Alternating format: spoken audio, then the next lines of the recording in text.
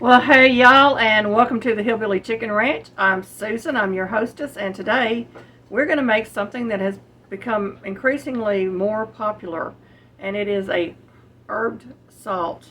And this recipe comes out of the Farm Journal's Friendly Food Gifts from Your Kitchen, and the recipe is found on page 94. It's right here. Really simple recipe, and if I can find the book online, I will put a link to it in the description box in case you're interested in purchasing it. I think it's a great little book. This book came from a thrift store and was copyrighted in 1978.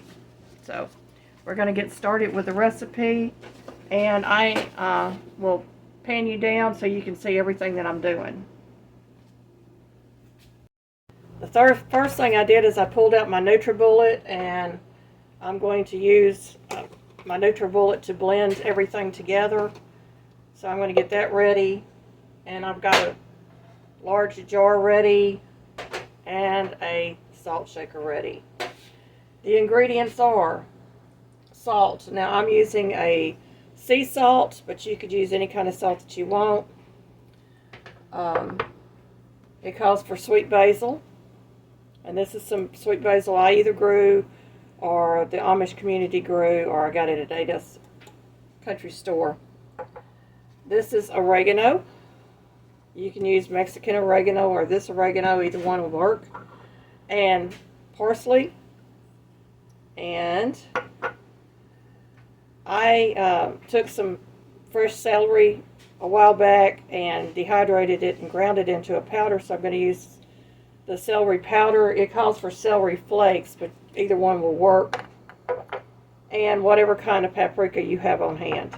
So this is a really easy recipe. I'm not changing anything in it, but I wanted to try it out, and we're going to try it out today and get this thing started. I have gathered all my supplies that I'm going to need.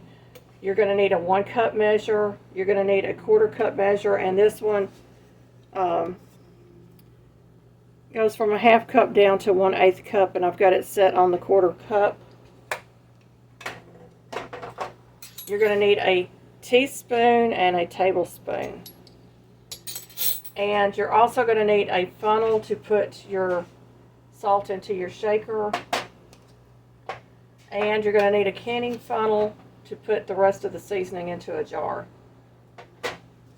So let's get this started. Now, I will not be giving the recipe in the description box below because this is out of a cookbook. And if you want the recipe, go grab you stop the video and go grab you a pen and paper. Alrighty, our first ingredient is parsley. And I got to get it open and get my oxygen absorber out of the way. And this is 1/4 cup of parsley, so I'm going to use a spoon to get it into my measuring cup.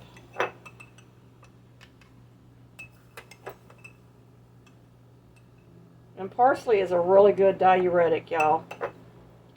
So we eat a lot of parsley around here. It helps your kidneys and your bladder function, so grab you some parsley. So I've got my 1/4 cup of parsley ready, and I'm going to put it into my measuring container. Now they suggest that you blend this one ingredient at a time. I'm not going to do that. I think that my NutriBullet can handle everything that I'm going to put in there. And it's supposed to make 1 cup, but I believe it's going to make a little bit more than a cup. Your next ingredient will be 1 tablespoon of basil. And they did specify basil leaves. So we're going to get our basil. And we're going to add our basil to our container. And I just realized that you can't see what I've got in my container. There we go. So I'm going to add the tablespoon of basil in there. I'm using sweet basil. And move that out of the way. Our next ingredient is going to be 1 tablespoon of oregano.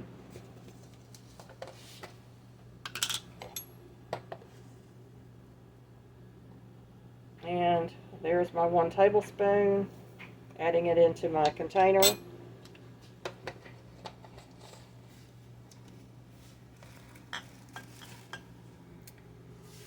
Then we're going to use 1 tablespoon of paprika. Now paprika can be a little on the spicy side, so if you don't like it a little spicy, cut back on it. Or if you don't like paprika, omit it and use some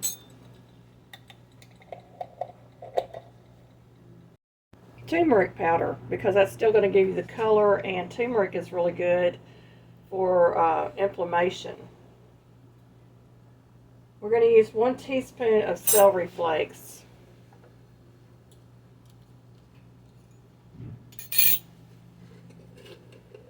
And it's windy outside, y'all. You're probably going to hear stuff falling over.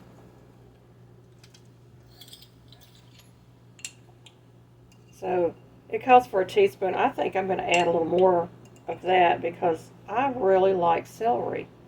I think I'm going to just go ahead and add a tablespoon of that. I don't think it's going to change the recipe that much, but I love celery. So we're going to go ahead and use 1 tablespoon of that in there.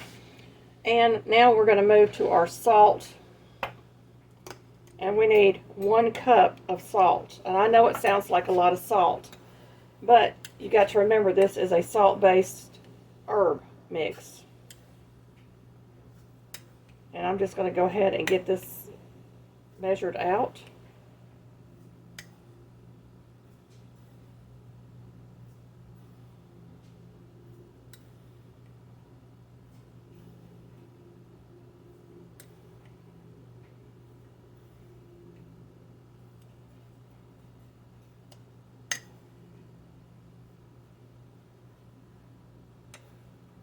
One more tablespoon ought to do it.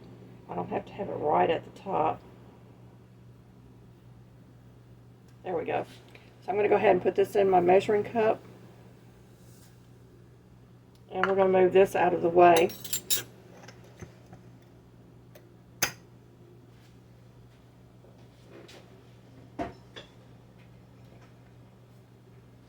Alrighty. So we've got all our ingredients in here, and you can see the layers of color. So we're going to get these blended up, and it's going to get a little loud, y'all, because this blender is not a quiet blender. So I'm going to flip this up so you can see what I'm doing with that. And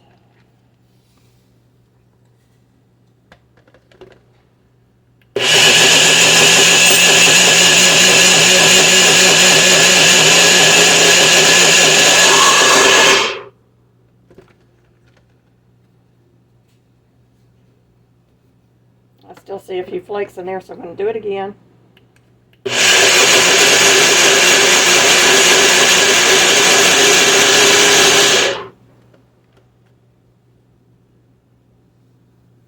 And that looks like it will go through my salt shaker very nicely. So we're going to move this out of the way, and I'm going to start with my salt shaker. Now you want to wait a minute or two to allow the dust to settle before you open up any kind of herbs that you've mixed. You don't want to be breathing that in. So we're going to get this into our shaker.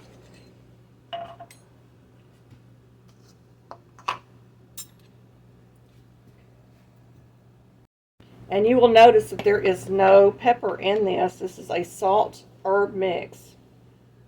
And this is what it looks like, y'all. So I'm going to get this into my salt shaker.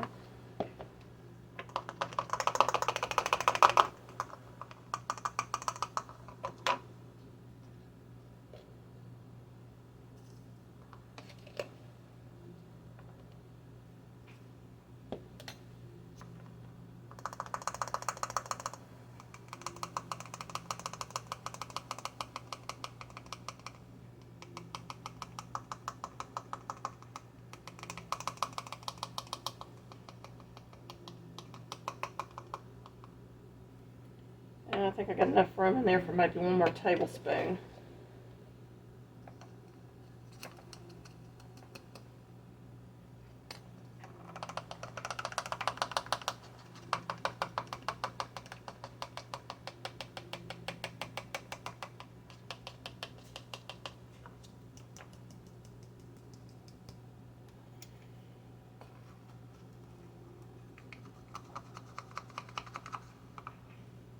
Okay, I've got my salt shaker filled, and I'm using a large hold salt shaker. I get these at Dollar General. The 2-pack is $2. You can't go wrong. So I'm going to do a little taste test. I've got some on my hands. You can see what it looks like. I'm just wetting my finger down, y'all. But it's a nice salt herb blend. The herbs are actually coming through. I would actually go back and maybe double the herbs in this and make it a little bit stronger. And I will do that on my next round of this. Maybe not so much with the paprika, but with everything else. The basil, the oregano, and the celery flakes, I would put 2 tablespoons instead of the 1 teaspoon that the recipe calls for. That's just my opinion. I'm going to leave it like it is for now because it's a very good salt. It's an herb salt. And I know a lot of people have problems with sodium, so you could actually cut back on the salt and add more herbs, I think. But this is a good product right here. Okay. I've got my herb salt in my very large jar. I could have made triple the batch and put in here, but I did not. This probably would fit into a half-pint jar with some removed into a salt shaker very easily. And this will be a good substitute for, your table salt. I can use this on so many dishes, and it will just boost the flavor of any of the vegetables that I put it on or the meat. Very nice blend. And I will be, on my next time around, doubling everything but the paprika and the salt. So instead of a 1/4 cup of parsley, I'll use a 1/2 cup. Instead of a tablespoon of basil, I'll use 2 tablespoons. Instead of 1 tablespoon of oregano leaves, I'll use 2 tablespoons. And instead of the 1 teaspoon of celery flakes, I'll use 2 tablespoons of that also. And it's really quick and easy to put together. And there are recipes in here using the herbed salt. So we're going to be checking out the recipes in here, and I will definitely be adding this to our collection. We have a no season salt. We have farm dust. And we have an all-season, spicy all-season salt. All of these recipes are on my channel, and I will try to post links to all of these recipes. They are wonderful, y'all. So there's 4 different recipes for a seasoning that we can use on the tabletop or when we're cooking. And having them in a shaker is just so handy and convenient.